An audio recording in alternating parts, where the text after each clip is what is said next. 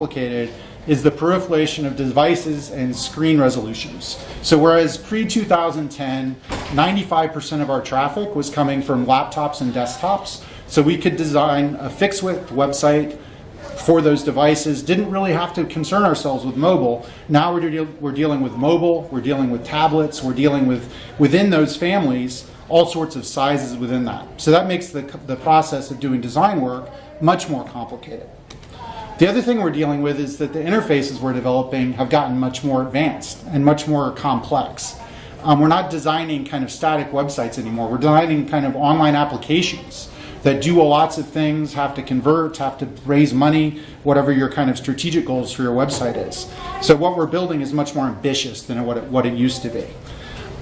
So for us, how did we deal with this kind of increasing complexity and responsive design? For us, we did a lot more page comps. So whereas we might do 10 or 15 page comps 10 years ago, all for desktop, now we're multiplying that potentially times 3. We're doing mobile, maybe we're doing tablet, maybe we're doing 2 different sizes, one for laptop and one for widescreen desktops. And then we're also trying to capture the increased complexity of our user interfaces. So we're doing kind of versions showing what happens when somebody's logged in. We're doing versions showing personalization efforts, how calls to action may change as people venture through the site journey. So for us, what ended up happening is where we might have 10 years ago done 10 to 20 page comps to build a website, now we're doing 100, over 100, maybe even 200 in some cases. Obviously these aren't all original designs, some of them are very small iterations, but still, that's a lot to manage. And the one thing that became really clear to us is that this process doesn't scale. It doesn't scale for the designer that's managing all these comps, and it doesn't manage for the client that actually has to provide input on all of these pages. Another big problem with this approach is that you do all this work. You've done all these designs. You've created hundreds of comps, and it's actually still a pretty crappy representation of what the website is actually going to look like. You're inevitably going to have missed something. You're going to have come up with a thesis when you're doing the design work that when you implement it doesn't work. You're going to have worked with fake content that's placeholder. And then when you build the site, you're going to find out that the spot where you had 100 characters of text needs 500 characters of text. So despite all this design work you've done, you're still going to have to go and edit once you kind of have the site built as a beta, and once you're actually in the site and not in these kind of static comps. So that's a huge problem. The other thing that we've really noticed over the last few years is our clients want to do more themselves, and they don't want to be limited by our page templates. So whereas we're built with designing page templates, they're not thinking that way necessarily. Drupal is great at structured content. It's great at kind of building press releases where there are fields that are repeated over and over again for the same content. A scientific publication, a biography, things that are consistent. It's not good at things that are more ad hoc and that don't have a tight structure that's really defined. So let me give you an example of a kind of problem that we have run into all the time. We have a client called African Parks, and they're a nonprofit based out of South Africa that basically manages wildlife refuges in Africa. They manage around 20 parks, and basically they're trying to save wild animals, provide safe space for wild animals to live and thrive. So they have this project where they're translocating 500 elephants from one of their parks to another. And it's about a 500-mile journey. So this is a really exciting project. Prince Harry was actually involved, and they knew that they were going to get a lot of press coverage, a lot of momentum about this, that people would care. So a week or two before the project, they came to us and they said, okay, we want to build a landing page to serve as the hub for this project. And here's kind of what we're looking for. We want a description of the project. We want to put a video on the page. We want to have an email sign up. We want to have a donation form where people can give. We want photos and photo galleries. We want a map. We want automated links to the press coverage we get so we can show the momentum. So they came to us with this, and we're like, what do you do? We don't have a template for that. That wasn't one of the 100 pages that we designed. We didn't create a template for this. So basically, typically what you have to do is you go back, you do more comps, and you start over. So you go and you do this comp, you do it for mobile, you do it for tablet, you send it to a front-end developer who builds it, etc. And it takes a lot of time. The client has to pay you for something that they believe or hope that they could do themselves, and it's kind of a frustrating process for everybody. So yeah, that's kind of, it'll drive you to drink, like like Alec Baldwin. So basically what we came to realize a couple of years ago is that this page-based approach really doesn't work. It doesn't scale, it doesn't work for designers, it's too much to manage, and it doesn't work for clients. It's too much for them to have to respond to, and it's also not really producing an end result that's as flexible as they want to do. So the solution obviously is design systems, not pages, hence the talk title. But what does that mean? So there's been a lot of, when I say the word design systems kind of has a lot of connotations. A lot of people, we're obviously not the first one to use this term. A lot of people talk about atomic design and kind of the way you put the CSS together. They talk about things like foundation, things like that. These are all tools that we've used and leveraged in the past, but that's not really what our process is about at this point. What we really tried to do is kind of create something that's Drupal centric. And when thinking about an approach, this is kind of the key requirements of what we put together. We wanted a concept that is easy for clients to understand. So we wanted something that was translatable to somebody that's non-technical. Most of our clients are communications people. They're scientists. They're experts at what they do, but what they do isn't build websites. So we wanted something that was easy to translate for those types of people. We wanted something that established themes in the design process that carried through to the front-end development process, that we could communicate to the front-end team, and then carried through to actually what their experience was in Drupal. So it's something that was consistent throughout. A lot of times the designer will be talking about one thing and speaking a language, then you'll get it to a front-end developer, they're talking a different language, and then the client manager is talking a different language. So it's not consistent. We wanted something that was cohesive. Our front-end developers, who are one of who is here, didn't want it to be tied to a front-end framework. So we had done a lot of work kind of battling with Foundation, using that as the foundation for a lot of the work we did. We wanted something that was lighter, that wasn't restrictive. And the front-end team also wanted full control over HTML, CSS, JavaScript, so they could kind of build whatever they wanted. So what does this look like? So for us, our design process has evolved, and I'm going to walk you through an example. Our design process has evolved from those hundreds of page comps that I talked about to the following typical deliverables. We'll produce an overall style guide that kind of hints at colors, typography, and an overall direction. Once that style guide's approved, we turn that into a living style guide that's accessible from the website that's built with pattern library and hologram. We break the site into what we call widgets, and there's a lot of people call these things different things. We call them widgets. Basically, when you talk about widgets, what we're saying is, if you think of, it's like a Lego. So a widget is a building block that you use to build the page. So essentially what we're doing is designing the building blocks that make up the page and not the page itself. And I'll walk through, as I said, a couple of examples. We'll show actual designs of a few select pages. And then basically our goal is to stop doing design in the kind of abstract and to build the site and then basically build real pages in an actual HTML framework that we can react to, and then loop back and edit, evolve, polish the design once we have a beta site that we're playing with. So we're trying to kind of backlift some of the design work to be done as we're actually building. So I want to walk through an example. This is with African Parts as well. We basically, since that example that I talked about, we've redesigned their website. So I'm going to walk through examples of the kind of deliverables that we've done and also show you the insight. Okay. So here's a typical deliverable for a style guide. And we'll actually show this to the client. So this is pretty straightforward for anyone that's... Here we go. I have to use this. All right, so we've got basic palettes that we're setting, text colors, etc. We've got button colors. We've got headings, so we're defining H1s, H2s. We're showing bulleted styles, block quotes. We've established some button styles, some rollovers, and then kind of skipping through some of this, then we kind of actually define the grid that we're working with for the project. So the client typically gets this and responds kind of abstractly, don't quite get it, but we're trying to get, they get it, but we're trying to get responses to colors and typography. What do you think of these colors? What do you think of these typographies? Instead of having them kind of think of the website itself.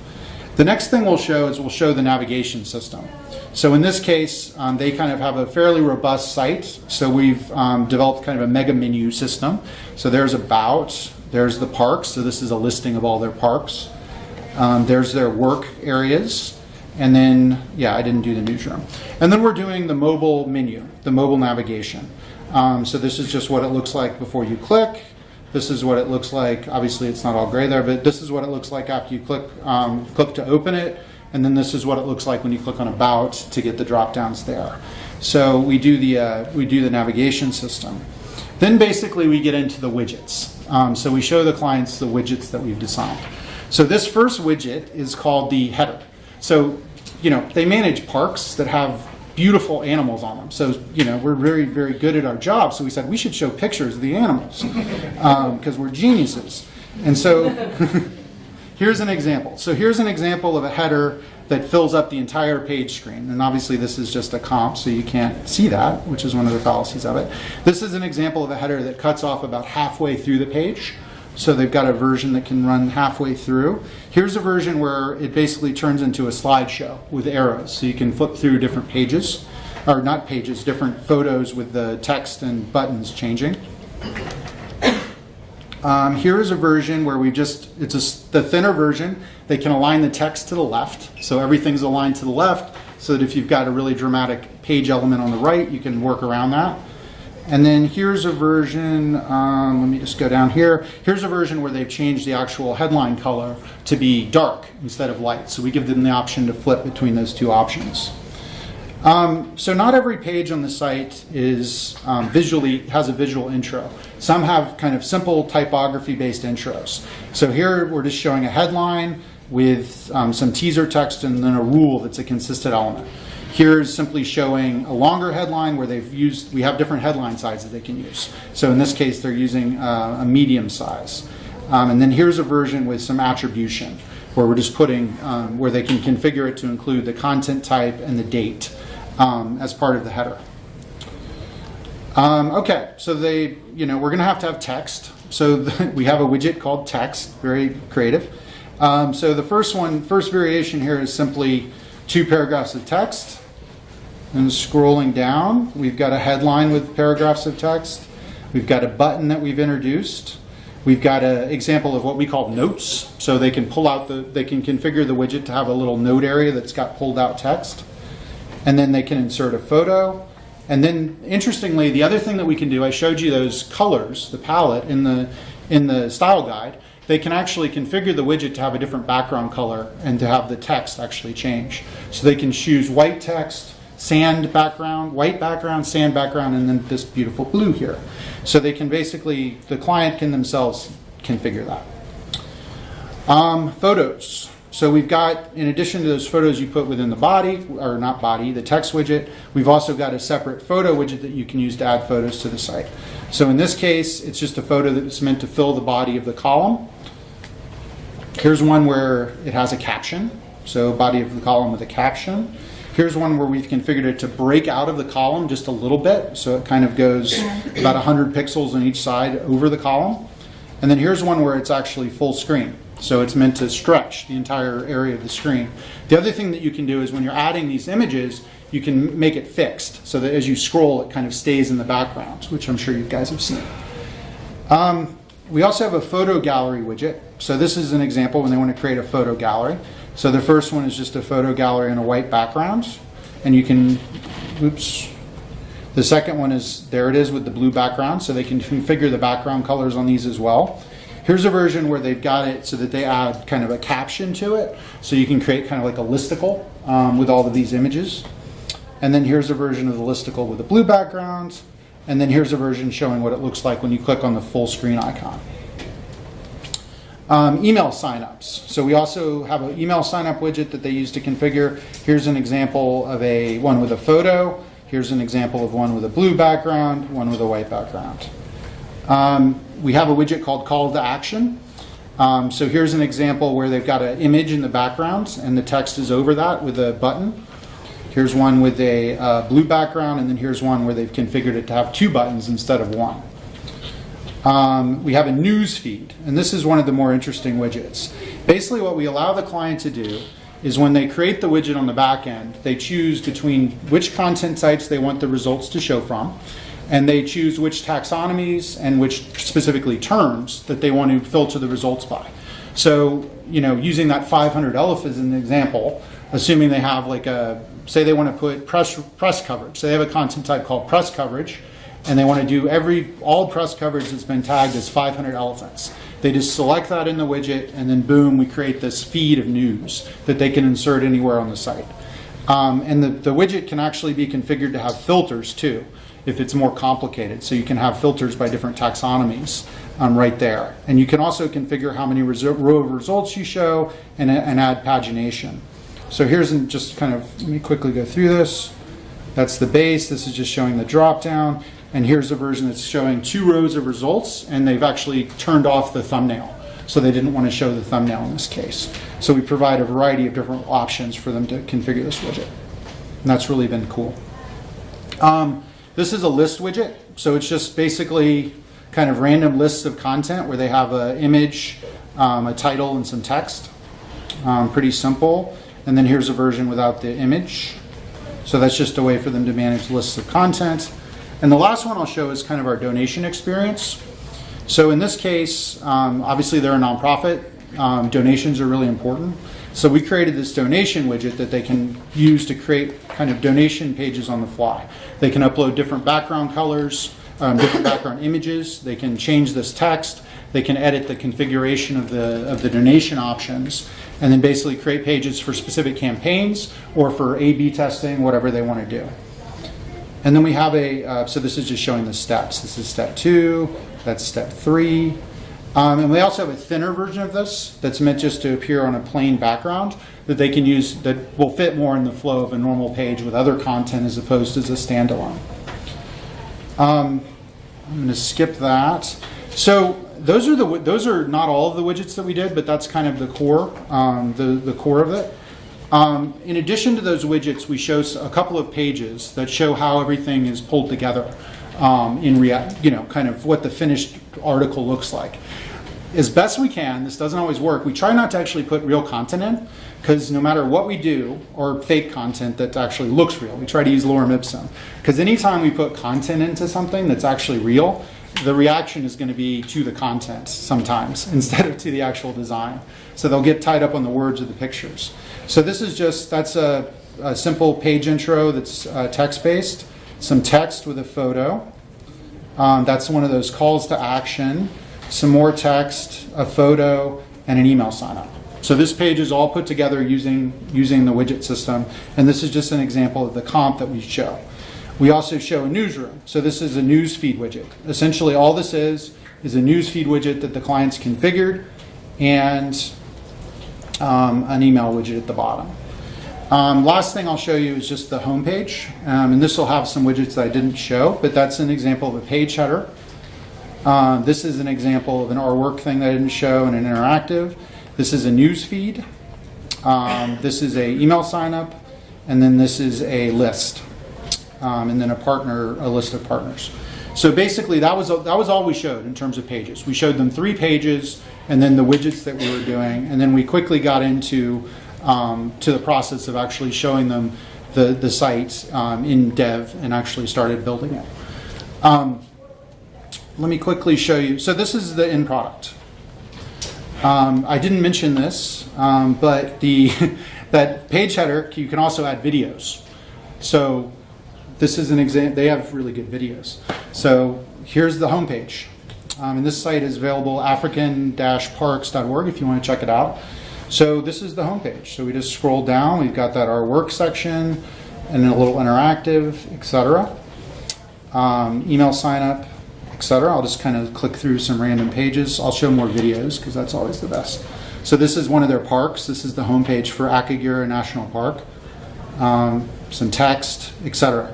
The entire site, literally every page on the site, was put together using the widget system and could be put together, built by the client themselves. There's no we're building the widgets and then giving the client the tools to actually put the pages together, as opposed to kind of having this dev process where we're going in and creating views and doing all this kind of stuff. So I did quickly want to walk through the back end of how this works. It's loading. Cool. So we have a module, a contributed module that's available for Drupal 8 called Stacks that we use to kind of build our widget system. There's other ways to do this. I think some people use things like paragraphs. There's a few others, but Stacks, we kind of built Stacks for this process, specifically basically to do what I just showed you. So this is an example of a simple page. Is that with entity referencing? Yes. Shane? It is what with entity referencing? Stacks. It uses inline entity form, which is Okay. Oh, great, thanks. Good. Shane is our front-end developer that's like the expert on this, so I'll defer to him with some of the tougher technical questions. Okay, so this is the page. This is a header. The header kind of showing with its cut off, some text, more text with an image, and an image, and then more text. So if I click on Edit, I'll go to the back end. Okay, I'm not on the live site, so that's good. Success. So this is basically an example of the widgets. I was just making sure. So these are the widgets that we use to build the site. You'll see this is a header, a default text, a photo, and another default text. So I can move these around, kind of do whatever I want, and I can click on Add New Widget to create a new widget to add to the page. And I'll kind of click on Edit to show you kind of how this works. So as I mentioned, this is a header. So here are the options. I can type in the headline.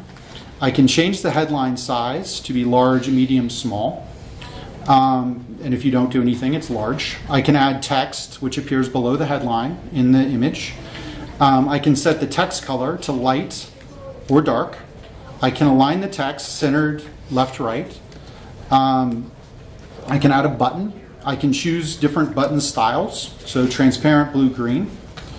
I can add an image, which has obviously been added. We do provide them the option actually to add tablet or mobile images as fallbacks. So if the photo is very delicate and it cuts off weird, they can basically upload those. If not, we're just downsizing the main image. I can set basically how the image is aligned on the page. So if it's centered, it'll basically won't crop. It'll crop from the center. If it's left, right, etc., and then center for the image vertical. And then they can add photo credits. And so basically that's kind of how the entire system works. When you create a widget, you have these configuration options to basically change it from the background color, configure it however you want. So what we've really done is kind of taken this and given the client the ability to build really powerful, beautiful pages without us having to do work other than all the work we did to build the site, which was not insignificant. So let me go back just to kind of wrap up. Just kind of in summary, designing sites is still hard. Building sites is still hard. But I think with this process, what we've achieved is, first of all, we've created something where the content management system, the content management experience and the experience with the design is consistent throughout. The widgets that we showed you during the design process are the widgets that are built by the front-end developers are the widgets the client can configure. We've given ourselves lighter weight deliverables. We're still doing comps, and a good number of them, but they're very small. They're kind of bite-sized comps as opposed to really complicated full-page comps. So that makes it, they're easier to put together and easier to iterate on. We're faster in development. And then most importantly, we're allowing kind of the actual designing and building of the site to occur in our dev environment. So we're trying to get to the dev environment where we can start building pages and adapt and edit based on that.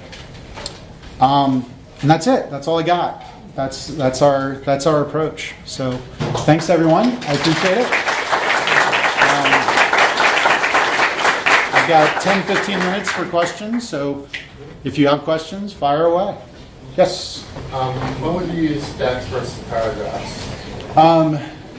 Basically, we played around with paragraphs a lot in Drupal 7 and didn't really find that it worked for us because, and once again, paragraphs has made a lot of improvements. But at the time when we were looking at it and building our system, we didn't think the content management system was easy enough. We felt like it was something that was designed for developers as opposed to content managers.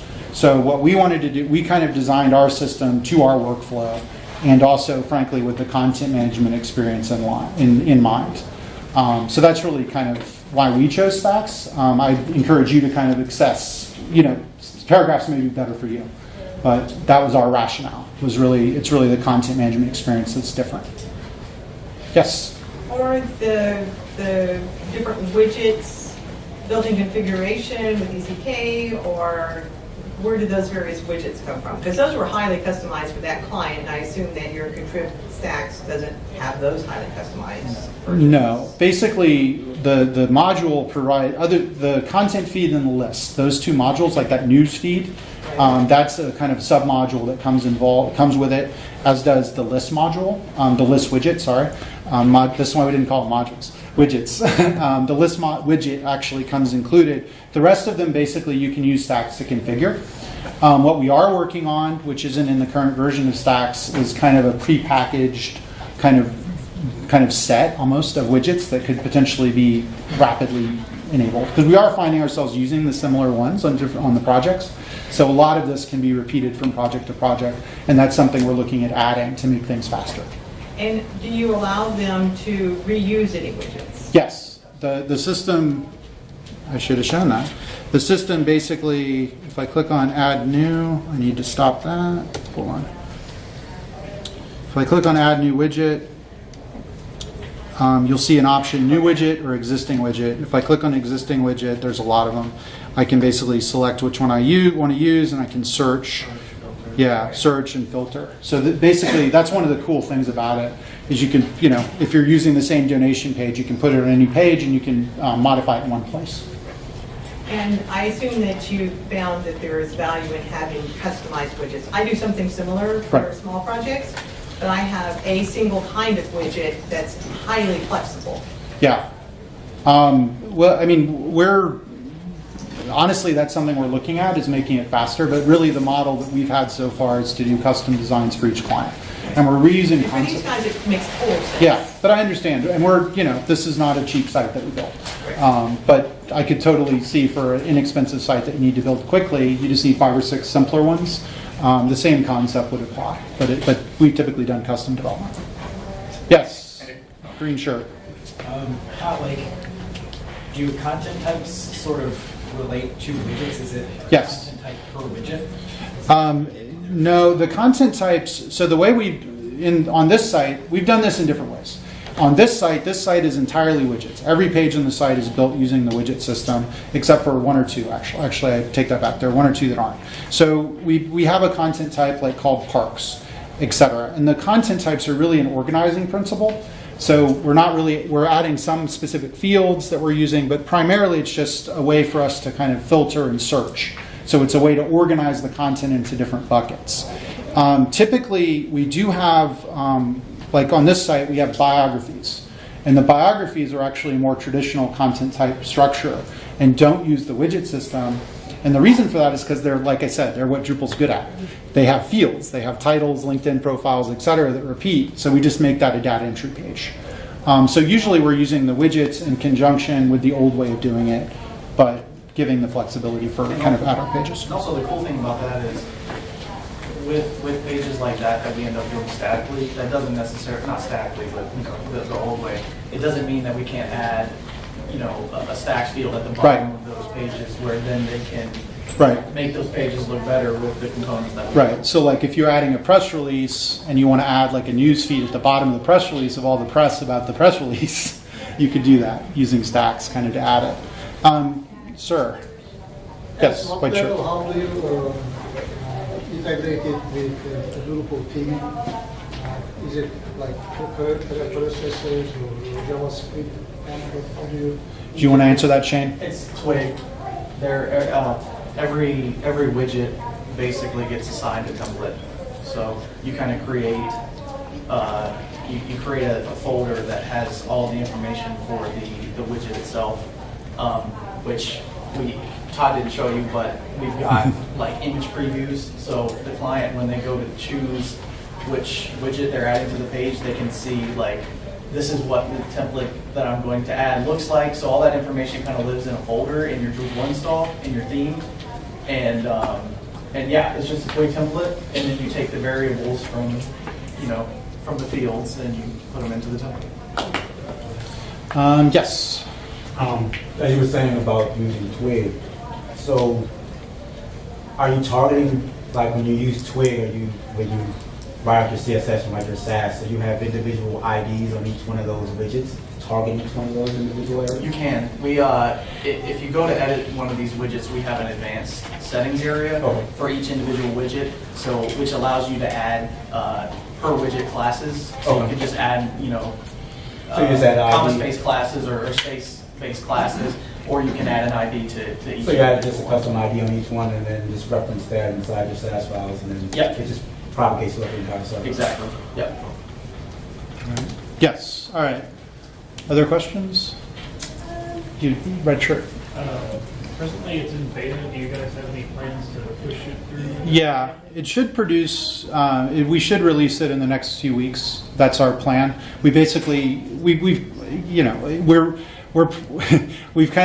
we've delayed releasing it because there's some features that we want to add, but we've been so, you know, client work gets in the way. So what we're going to do is just kind of finish the stabilization stuff and improve the documentation, kind of finish the remaining bugs and release it as is, and then have another cycle for the new features that we want to add. Are you going to seek security coverage for it? I'm sorry? Are you going to seek security coverage for it? I'm sorry, I don't quite understand. I don't understand the question. Recently, Drupal has made the move that you can have a stable module that is not security reviewed. Right. Are you going to make an effort to be? Yeah, I think we will.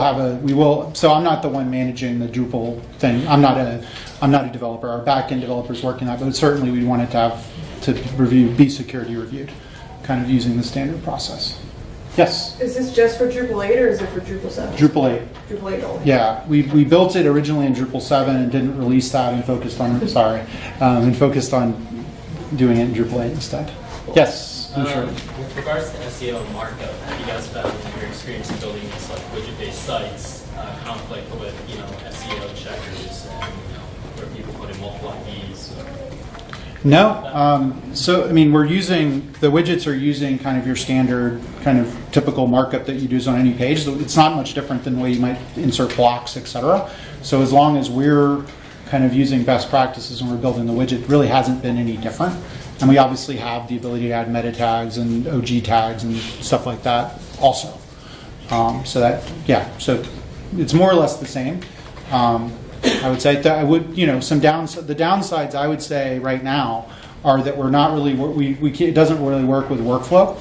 So you're using kind of, if you want to use a workflow system, we don't have a way to do that. And we don't have the internationalization or the translation aspect. So we're not really able to do it, in multiple languages currently. Those are features that are planned.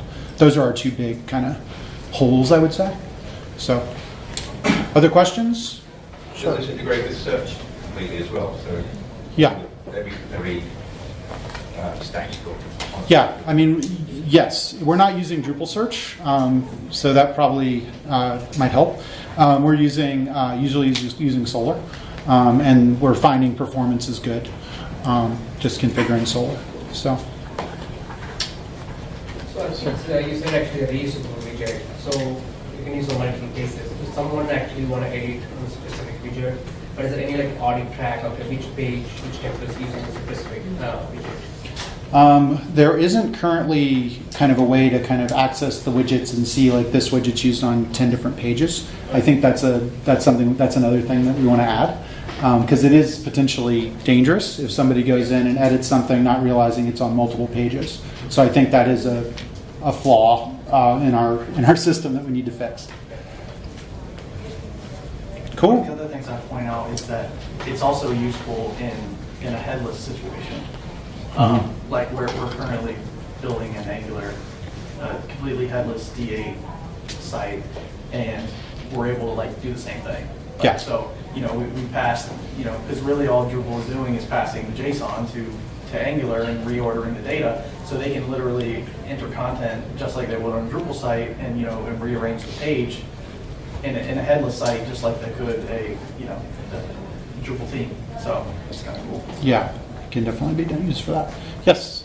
I'm just curious from a kind of a scoping perspective how you kind of put restrictions in place. You mentioned earlier page templates and all of that and the way that was done. Right. I've often just found in a consulting environment it's hard to at least get a client's head wrapped around, Right. component-driven design. Right. Well, I mean, frankly, the way that we've really tried to control that is by showing them this. you know, we have examples. This isn't the first site we built this way. So by walking them through, basically giving this presentation, for lack of a better way to put it, they can kind of get the concepts and understand what they're looking for. And in terms of the deliverables, it actually, in some ways, simplifies the process, because we can scope. We're building, you know, 2-page comps, and we're going to build 15 widgets. And then if you want us to do X, Y, Z on top of that, do you want us to build the pages? Do you want us to, where do you want us to start and stop? It actually makes the project a little more finite than if you're doing page-based design and you've got to deal with these kind of custom pages that you're building and custom templates. So in some ways, by giving the power to the client, it actually makes things easier. I know our front-end developers, Mike, specifically, when we built this site, he was like, this is the greatest thing that's ever happened to me, because I don't have to build all these pages. Like the CS team can do it or the client can do it. I don't have to actually go in, and the front-end developer doesn't have to build all these views and all this stuff. That's no fun. So, yes? You end up building all your pages on prod then and then pull them down the stack as the, The page building is actually occurring in prod, in production exclusively. So, yes? When you first described this, I think partly because you're describing these widgets and because you showed the design management for each of these, I assumed that the content's being married to a specific widget template. Is that the case? But when you described a second ago that you could use this in a headless situation, I imagine being able to enter your content separately and then choose in a particular location the widget content and the widget display. Right. So I'm not sure which way it's working. Well, it's basically everything, for us, everything is managed in Drupal. So when you add the content, you're adding the configuration options to Drupal. And in our headless circumstance, the Angular application that we're building is actually getting the information. Shane, you can speak more technically. But basically, that's being passed to Angular. Like, this is using the sand theme, this is this text, this is this image, align this left, and then Angular's interpreting. It passes the data, and then you react. This content, but the content is being stored and managed. These chunks look like they exist only insofar as you select them for display on this instance of a page. Even though they're in a database, they look like they're not retrievable in this world except via these modules. Sure. But they are actually being managed and delivered in other ways as well. They're entities, right? Yeah, they're entities. Yeah, so they can be accessed anywhere. Because it feels like this display looks like it's really locked into this exact use case, but it would be so much more powerful if you could use it the way you're describing for a specific visual interface, but also for content delivery across other situations. Right. Yeah, I mean, You could. Yeah, you can. That traditional, we're using it primarily for websites, but there's no reason you couldn't. You can't have, it's basically all passing via an API. So you could use this in other formats, in other ways. I have a question. Yes. So before you said you can't use this with workflow, but you can use it with stacks. Can you explain why? Well, basically what I meant is, and there's a variety of ways to do it. We've traditionally used we've used a module called Workflow, which basically allows for kind of workflow management. So when you're creating versions and revisions of the content, so as I create it, I can create a draft, and then I can basically create a revision that a content manager or a boss editor can review before it's going. So we don't have the ability to create revisions of the actual widgets. So, you can't create kind of different revisions right now of the widget and have it actually be reflected the way you can on a page in Drupal. But will Workbench work? No, not with the widgets. Okay. But that's something we want to add. We recognize that that's a problem for some people and something we need to add support for that. Katie. I work with Todd. For the gentleman who asked about scope and scope creep, this is something that I encountered only last week. Nailing down the details with the widget system is so incredibly important. So when you're having a grid, are you going to offer load more or pagination or both? Are you going to allow for items on the grid to be centered or left aligned? We didn't define that early on, and the client ended up needing both options, pagination and load more, and added about 15 hours to the project. So having that in the early stages is a lesson that I learned very quickly. Other questions? Cool. Well, thank you, and feel free to drop by.